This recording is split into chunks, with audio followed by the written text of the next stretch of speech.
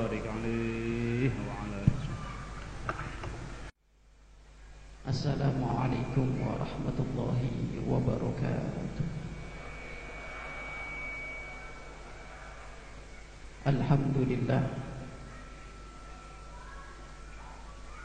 Alhamdulillah qad radina billahi rabba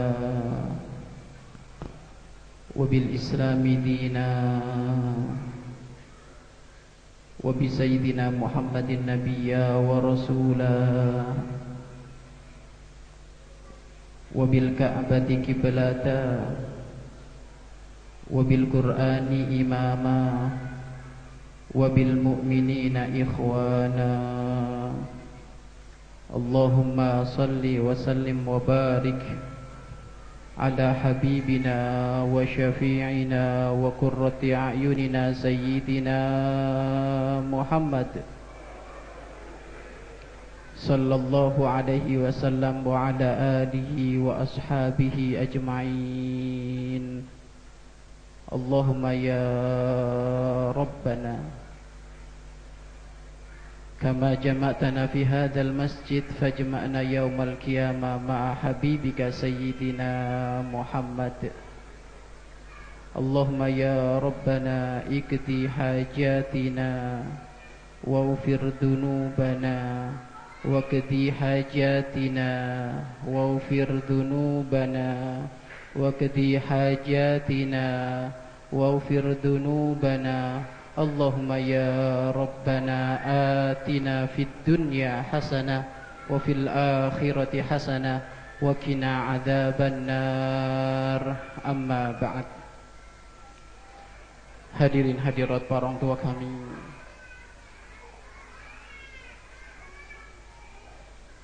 jamaah majelis rutin setiap Jumat malam Sabtu minggu ketiga dan di malam hari ini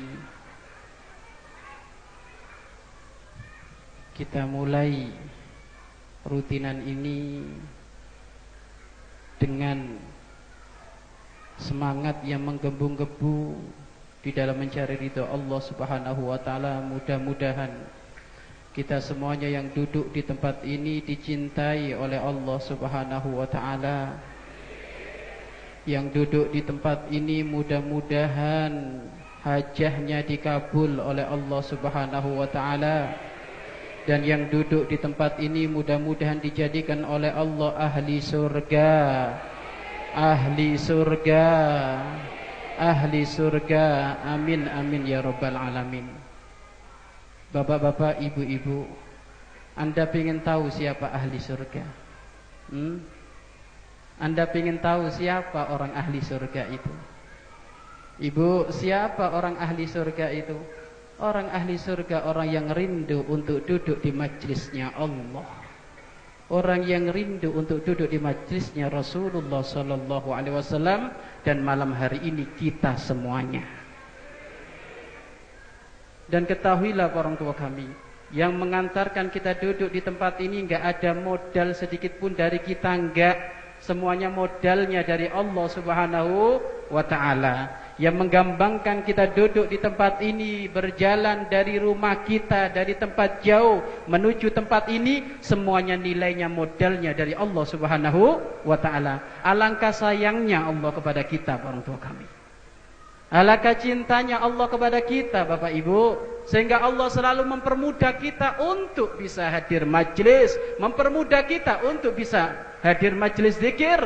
Maka para orang tua kami, kasih sayang Allah ini jangan disia-siakan. Kasih sayang Allah ini jangan diremehkan, akan tetapi disyukuri. Yang bersyukur di malam hari ini karena dipermudah bisa duduk di tempat ini, syukur, pulang sujud syukur, maka ke depan hari ia pun akan dipermudah bisa hadir majlis-majlis yang lain.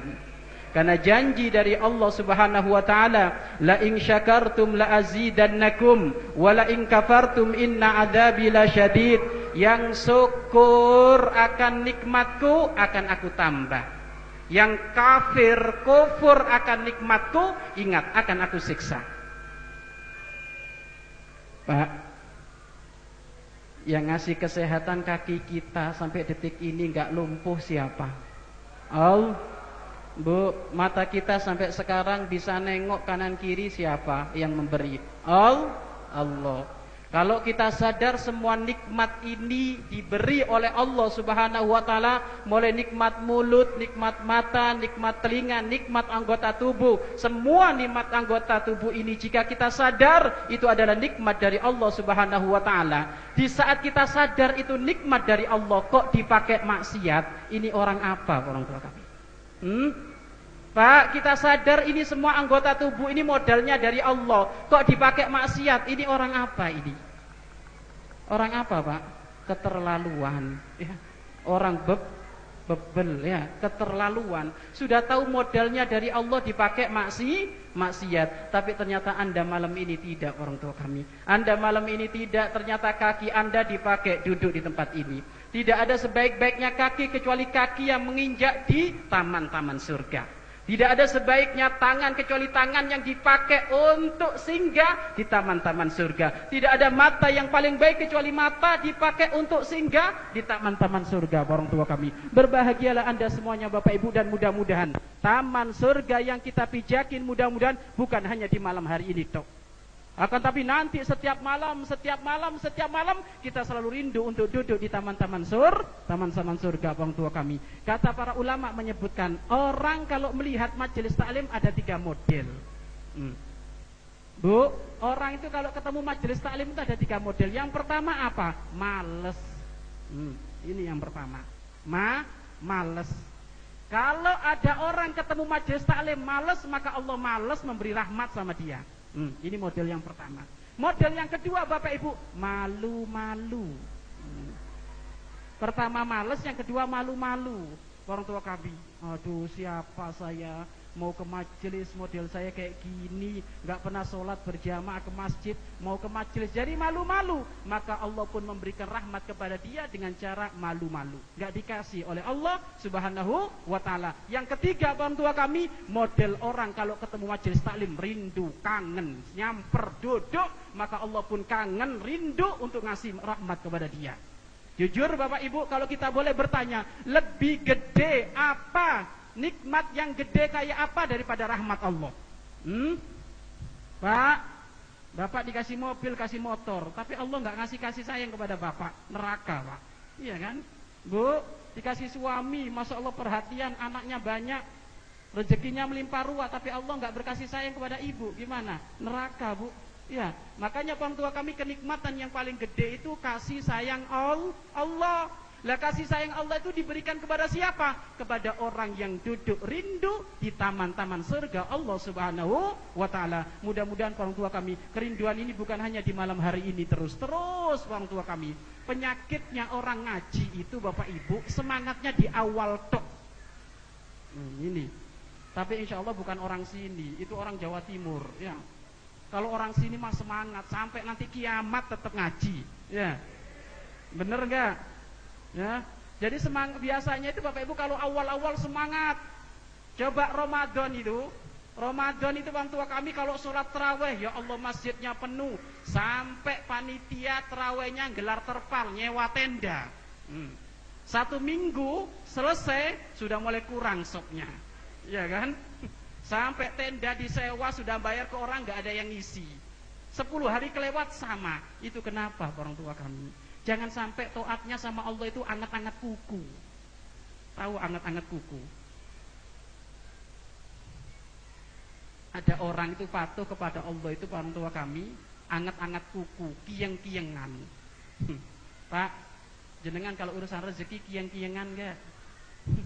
Urusan rezeki kiyeng-kiyengan ya nggak makan kan gitu orang tua kami. Kenapa kalau patuh kepada Allah pakai kiyeng-kiyengan? Makanya orang tua kami berjanji, yang di malam hari ini hadir ke tempat ini Anda berjanji, ya Allah permudah untuk saya hadir majelis yang akan datang sampai nanti menghadap kepadamu. Para ulama semuanya rindu orang tua kami. Di saat beliau hadir ke majelis taklim, para ulama rindu, ya Allah cabutlah nyawaku ya Allah dalam keadaan aku ngaji ya Allah. Kerinduan ulama itu orang tua kami pengen mati dalam keadaan ngaji. Karena kalau mati dalam keadaan ngaji enak Bapak Ibu. Kalau sekarang ibu mati siap. Kalau mati sekarang enak, ibu nggak mikir suami, nggak mikir anak. Ya mikir Allah. Ya. Kalau jenengan mati sekarang Pak, mati berada di majelis, lagi hadir di majelisnya Buya Yahya di Masjid Al-Furqon, enak didengar orang ya. Tapi kalau mati nonton bola, kan gak enak ini. Tapi kalau mati di masjid, lagi hadir majelis taklim, enak orang tua kami. Ayo Bapak Ibu, apa gak rindu pengen mati seperti ini? Kita rindu orang tua kami. Karena Bapak Ibu, hakikat kesuksesan itu bukan di dunia. Buya itu pernah ngomong kepada kami, Chef, jangan dianggap engkau mengatakan Buya ini sukses. Buya kesana kemari diterima orang, dicium tangannya, bolak-balik. Kalau datang ke Bekasi dijemput timnya, datang ke Bogor dijemput, datang ke Batam dijemput, semuanya difasilitasi, dipermudah oleh Allah. Ternyata beliau ngomong saat itu, ini bukan sukses. Suksesnya Buya, orang itu adalah kalau mati, di saat nyawa di tenggorokan bisa ngomong syahadat, ini loh orang sukses. Orang tua kami.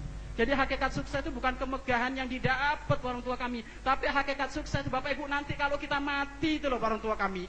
Di saat detik-detik ajal akan menjemput kita, malaikat Israel datang menghampiri kita. Kira-kira yang kita ingat siapa? Kalau kita ingat Allah dengan Nabi Muhammad, Anda orang sukses. Tapi kalau Anda ingat dagangan, ingat bisnis, Anda bukan orang sukses. Jadi hakikat sukses itu di situ Bapak Ibu, bukan kemegahan seperti ini orang tua kami. Dan betapa banyak Fir'aun yang punya jabatan segede seperti itu, semuanya tunduk di bawahnya Fir'aun, akan tapi dia mati mengenaskan su'ul khotimah dengan jabatannya orang tua kami. Korun yang memiliki kekayaan kaya raya, Anda tahu orang tua kami, Korun, Anda kalau sekarang menemukan emas di bumi itu dikatakan harta karun. Maksudnya apa? Hartanya Korun ini. Korun itu orang paling kaya raya. Kalau ada orang paling kaya raya sekampung ini, nggak ada kekayaan yang ngalahin Korun, nggak ada. Wong kunci emas, kunci lemari beliau yang isi emas itu kalau dibawa truk gandeng nggak muat. Ayo, Bu, ada orang kaya raya kayak gini.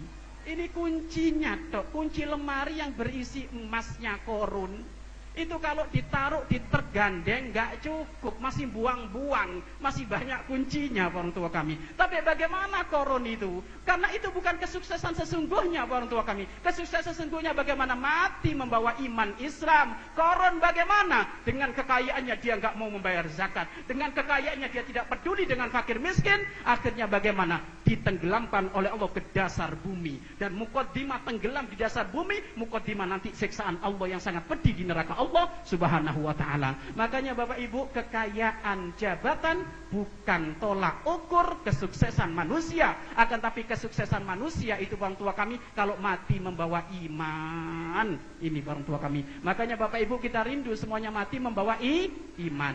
Bahkan Bapak Ibu tanyakan, nilainya harta, nilainya mobil, nilainya rumah yang tingkat, nilainya istri yang cantik, nilainya suami yang ganteng, tidak akan berpengaruh di saat orang lagi sakaratul maut. Pak, pernah ketemu orang sakaratul maut? Ibu pernah tahu kan? Orang lagi sudah nafasnya satu-satu. Pak, itu istrimu yang cantik datang. Ayo coba ngapain itu? Gak mikir Bu. Lagi, Pak, kamu dikasih mobil tuh harganya 2 miliar, gimana? Gak mikir Pak. Wong malaikat Israel di depan dia masih mikir mobil, enggak? Orang tua kami. Makanya kalau Anda pengen tahu nilainya harta, nilainya dunia itu, kalau orang mau mati itu loh, mereka nggak pengen apa-apa. Bahkan dikasih ayam, sate ayam yang paling enak sekampung ini dia nggak mau, orang tua kami. Kenapa Bapak Ibu? Karena dia sudah mau mati Bapak Ibu. Yang dia inginkan bagaimana? Siapa yang mandu aku bisa mengucapkan syahadat? Mana cucu-cucuku itu yang katanya cinta kepadaku? Mana istriku yang katanya cinta kepadaku? Aku lagi sekarat kayak gini kok nonton televisi. Aku lagi sekarat kayak gini kok main bola di sana. Aku dicuekin, nggak ada yang mandu. Maka ini termasuk adalah keturunan orang yang jelek, orang tua kami. Makanya Bapak Ibu mudah-mudahan dengan perkumpulan kita ini kita kelak meninggal dalam keadaan husnul khotimah. Amin, orang tua kami. Dan ingat Bapak Ibu, mumpung sekarang ini lagi